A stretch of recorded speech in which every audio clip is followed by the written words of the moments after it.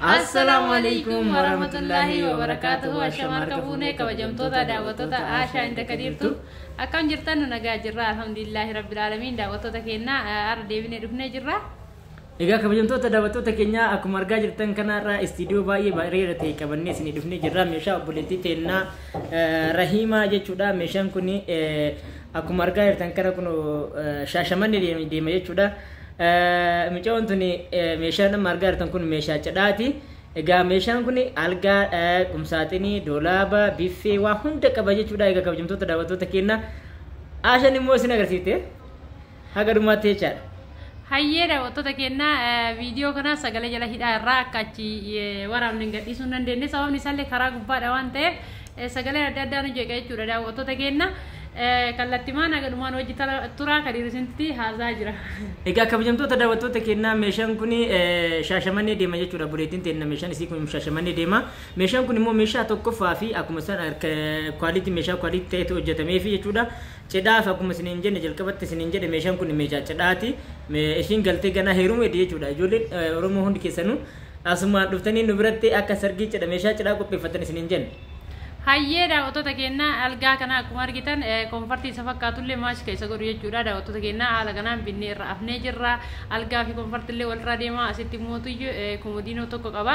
Komodiinoon isaa bakki daawwatu xiqqoon tollee algaa walitti hin xaggaane wayita mana galii kana caalaa itti gala. Asitti immoo tasriyaatu jira daawwattoota keenya. Masaafaan tasriyaa kun haala kanaan masaafaa guddaa fi bareedaa ta'edha daawwattoota keenya.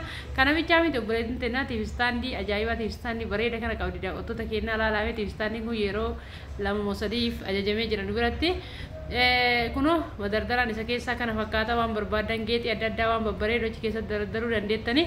Kabiraan mootu kuno bakki tiiviin irra taa'ullee masaabonni adda addaa jala kanatti illee baay'eetu jira. Kadiraala kanaan televiziyoona kaasaa jira. Kuno asitti balbala qabaa achi keessa waan feetan keettanii masaaba jira. Masaaban kuno hedduutu jira jechuudha. Daawwattoota keenya waan barbaadan jala naquu dandeettani. Daawwattoota keenya isa bichaa miti gara nattillee wanni tu jira jechuudha dardaratu jira gamaa gamanaan qaba achi keessas waan barbaade yoo keetan tiiviillee bareecheet manallee bareechee jechuudha tiivistaandiin kuni daawwattoota keenya kana bichaa miti meeshaan obboleettii teennaa akkuma itti fufetti jira kadiirimmootu na gargaare itti fufa. Egaa kabajamtoota daawwattoota teennaa qumsaaxiniin kun jechuudha akkuma isiniin jedhe meeshaan yeroo hojjennu jechuudha meeshaa tokkoffaa lamaffaa sadaffaa qaba jechuudha meeshaan mideefi kun meeshaa kwaalitii irraa hojjetame jechuudha. Hayyee daawwattoota keenya asitti mootuyyuu kontirool biffeetu jira daawwattoota keenya kontirool biffeen kun laalame keessallee haala bareeda ta'een duubisallee haala bareeda ta'een hojjetame haala kanaan maachii ta'ee jira jechuudha tiivistaandii hojiillee adii of keessaa qaba waan ta'eef as keessattillee meeshaa geexii adda addaa daradarachuu dandeettanii wanta akka joogii warqaammaa wanta akka feermuuzii warqaammaa wantoota babbareedaa daradaruu dandeettanii sanbichaa miti jalaan meeshaa akka mul'anne barbaadan haala kanaan keessa naquu dandeettan laalame karri bal'aan kan dirbane kun jechuudha meeshota walirra daradaramu kaayuudhaaf baay'ee nama fayyada daawwattoota keenya. Jira miidhistii walirraa wantoota walirra nannaqaman achi keessa naqama jechuudha. Daawwattoota keenya isin hin beektan waan isin himun jiru. Kana bichaa miti meeshaan obboleettii teennaa daftara tamaariitu jira, boorsaa tamaariitu jira. Amma gisee barumsi banamee jira. Daawwattoota keenya daa'imman xiyya sarpiraayiz naa godhi jettee jirti. Kun haala kanaan boorsaa mucaa dhiiraati inni kuni. Kana bichaa miti na wajjin tura kabirallee hin jira inni kun immoo tuyyuu mucattii durballee qabdi obboleettiin teennaa boorsaa kwaalitii ta'e bitee fi jira daawwattoota keenya isa keessallee akkasumatti daftara 26 bitte obboleettiin teennaa 13 keessa galchee fi jira akka sarpiraayizii ta'aniif akka irraa gammadan abdii qaba isiniin jira daawwattoota keenya meeshaa manallee baay'ee qabdi obboleettiin teennaa farniicharii bichaa miti boorsaan sadii kun akkuma isin agarsiise daftara wajjin.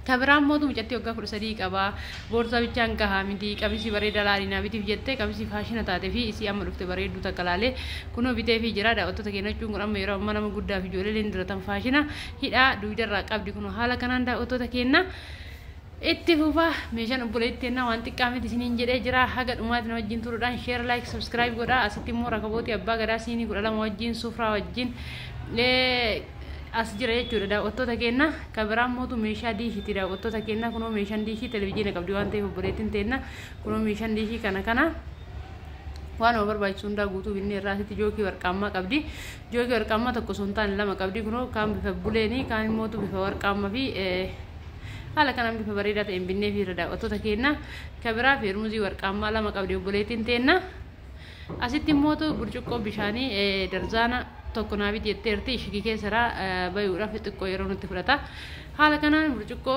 bishaanii firee 12 saarbisii adiyyaa seetti jechuudha firee 3 bitee fi jira kabiraammoo siinii fannooti daawwattoota keenya siinii fannoo kunoo kana fakkaatti daawwattoota keenya hin beeytanii waan isin agarsiisuun qabu istoofii saajidha. Istoofiin saajillee nu biratti beekamaadha isa guddicha saniin jechuudha daawwattoota keenya.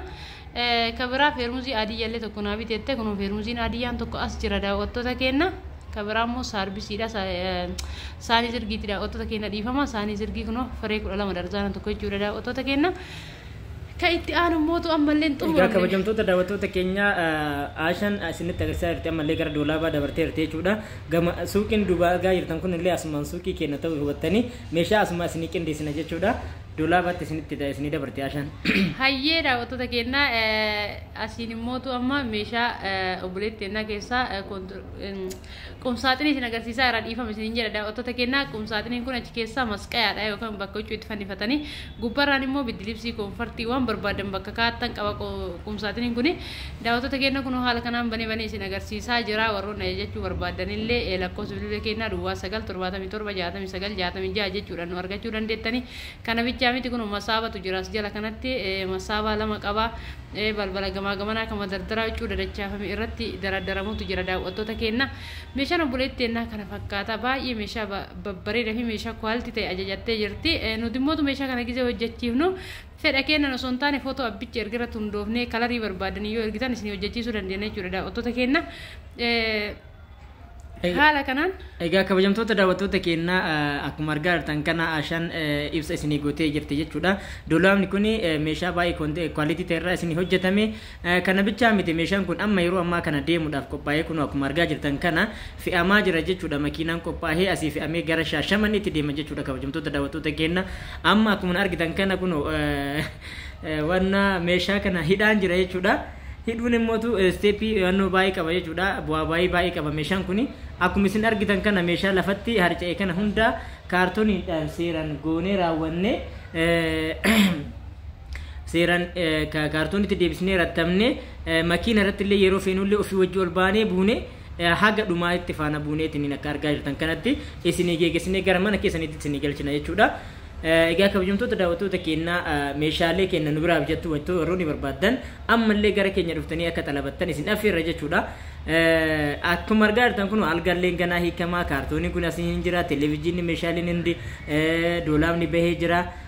Yoo bahillee gubbaratti mootu akkuma argaa jirtan kana faana baanee meeshaan kun akka hin cabneef seeraan kunuunsinee geessina jechuudha. Akkuma argaa jirtan kun kaartooniin hidhaa jira jechuudha. Kanaaf egaa kabajamtoota daawwattoota keenya amaanaan keessan ammallee dhibbatti bakka isin barbaadan isin gaa isiniin jecha kabajamtoota daawwattoota keenya ibsa isin gochuu barbaada. Homata akka waan ofii keessanii bitattanitti isinii binna isiniin jedha kabajamtoota daawwattoota keenya baay'ee isin jaalannaa warroonni lakkoofsa bilbilaa keenya barbaadan duwwaa 977 66 50 jechuudhaan nu argachuu dandeettan daawwattoota keenya ammaaf xumurree jirra daawwattoota keenya assalaamu alaykum wa rahmatullahi wa barakaatuh. Massalaam.